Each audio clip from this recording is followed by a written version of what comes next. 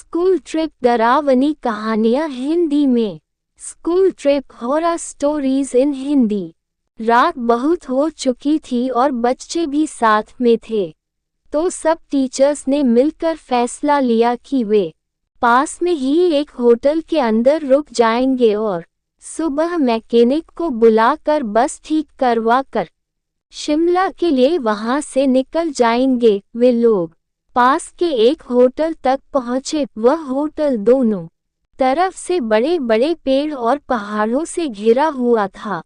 सब टीचर्स ने बच्चों को होटल में अलग अलग कमरों में बांट दिया और डिनर के बाद सब सोने चले गए। अमन, आयु और रोहन को एक साथ कमरा मिला था और वे बहुत खुश थे क्योंकि वे दोनों एक दूसरे के काफी अच्छे दोस्त थे। अमन और रोहन जब कमरे में गए तो कमरे की खिड़की से उन्हें जंगल के बीचों बीच एक झील दिखाई दी। उन सभी को याद था कि कैसे पिछली स्कूल ट्रिप पर रात में दो बच्चे ऐसे ही झील पर निकले थे और वे स्कूल के सबसे पॉपुलर बच्चे बन गए थे। तो उन तीनों ने भी प्लान बनाया कि इस बार वे भी कुछ कारनामा करेंगे। उन्होंने सोचा कि वे होटल से छुपकर निकल जाएंगे और उस झील पर जाकर फोटो खींचकर वापस आ जाएंगे। जैसे ही होटल का गार्ड सो गया, वह तीनों चुपके से निकल गए झील देखने में।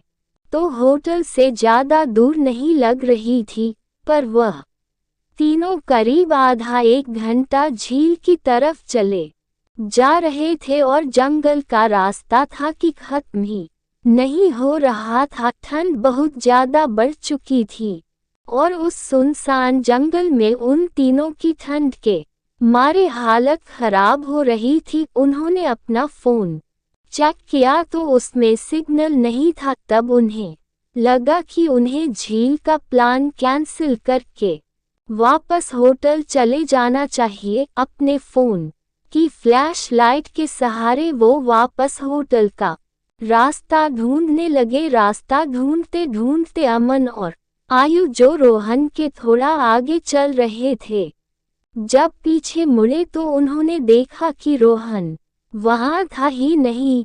तभी उन्हें अपने पास में से किसी के भागने की आवाज आई। वो बहुत घबरा गए, पर क्योंकि वो रोहन को अकेला नहीं छोड़ सकते थे तो उन्होंने उस कदमों की आवाज का पीछा किया। वीरान और घने जंगल के बीच कदमों की आवाजों का पीछा करते गए, जो कुछ मिनट बाद बंद हो गई। रोहन उनको अभी तक नहीं दिखा रहा था। अमन और आयु अब बहुत ज्यादा डरने लगे, लेकिन तभी उन्हें ऐसी आवाज आई मानो कोई जमीन तोड़ रहा था। वो धीरे धीरे उस आवाज के पास गए और झाड़ियों के पीछे से उन्होंने देखा कि और कोई नहीं बल्कि रोहन ही जंगल में एक गड्ढा खोद रहा था। उन्होंने डर के मारे रोहन को पुकारा।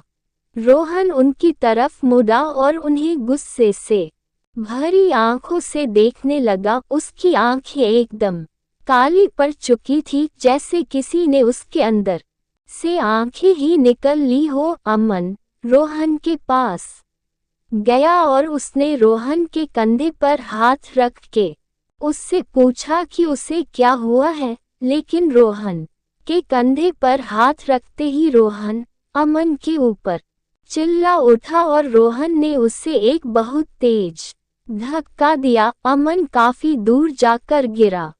रोहन के अंदर कोई अजीब सी शक्ति आ चुकी थी। आयु भागते भागते अमन के पास गया। रोहन को अजीब से दौरे पड़ने लगे और वो बेहोश हो गया। अमन रोहन को होश में लाने की कोशिश करने लगा और जैसे ही रोहन होश में आया, उसने अमन की तरफ देखा और जोर जोर से चिल्लाते हुए कुछ कहने लगा। रोहन कुछ ठीक हुआ। तभी आयु ने देखा तो अमन सर झुकाए नीचे बैठा था। उसने अचानक से अपना सर उठाया और उसकी भी आंखें बिल्कुल काली पड़ी थी। इससे पहले आयु कुछ कर पाता, अमन जो कुछ देर पहले तक इनके साथ होटल में रुका था। वो उठकर जंगल के अंदर भागने लगा। रोहन और आयु ने उसका पीछा किया और फोन की फ्लैशलाइट में देखा कि अमन एक खंडहर की तरफ भाग रहा था। करीब जाकर उन्हें देखा कि वो खंडहर दरअसल में एक बहुत पुराना घर था, जिसे देखकर ऐसा लग रहा था कि वहां कई सालों से किसी इंसान ने कदम भी नहीं रखा था। दोनों बहुत ही डरे हुए थे और उनकी अब और आगे जाने की हिम्मत नहीं हो रही थी। पर अमन को बचाने के लिए आयु और रोहन उस खंडहर में घुस गए। वह एक कमरे के पास पहुंचे तो जो उन्होंने देखा उस पर उन्हें विश्वास ही नहीं हुआ। उन्होंने देखा कि अमन बेहोशी की हालत में हवा में लटका हुआ था और एक बूढ़ी औरत उससे बात कर रही थी। उस औरत का चेहरा बहुत भयानक और डरावना था। उसकी आंखें एकदम काली थी, खाल लटकी हुई और बिखरे हुए सफेद बाल उसे और डरावना बना रहे थे। वो दोनों उस औरत को देखते ही वहां से बाहर भागने लगे।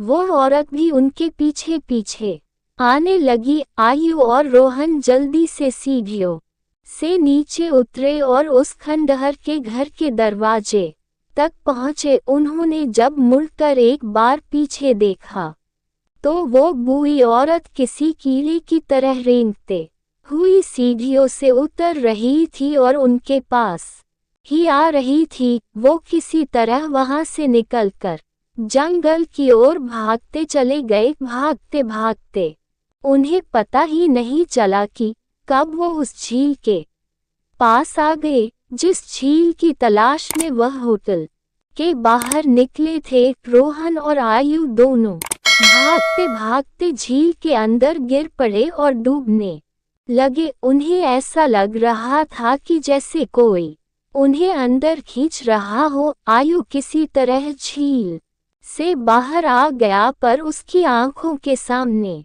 रोहन झील में डूब गया और वो कुछ भी नहीं कर सका। आयु ये सब देखकर इतना घबरा गया कि उसे चक्कर आने लगे और वो वहीं बेहोश होकर गिर पड़ा। आयु की जब सुबह आंख खुली तो वो उसी होटल के कमरे में था। वह भागकर बाहर गया। बाहर पुलिस की बहुत सी टीम थी और जमीन पर सफेद चादर में लिप्त हुई रोहन और अमन की लाश पड़ी थी। पुलिस ने तो इसे मर्डर घोषित कर दिया था, पर आसपास के रहने वालों ने बताया कि कई साल पहले उस जंगल में बूढ़ी औरत रहती थी। वहां उसका एक घर था, सभी से अलग, बहुत चैन से रहती थी। पर एक रोज उसके घर को कब्जा करने के लिए पास के गांव के कुछ लोगों ने उसके साथ बदसलूकी की और उसे मारकर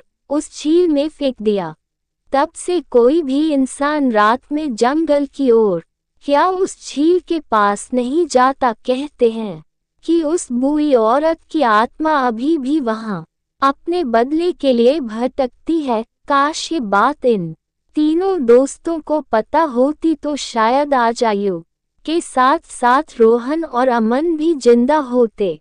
और अगर आपको यह वीडियो अच्छी लगी हो तो इस चैनल रंजू हिंदी टूल्स को सब्सक्राइब करना बिल्कुल ना भूले।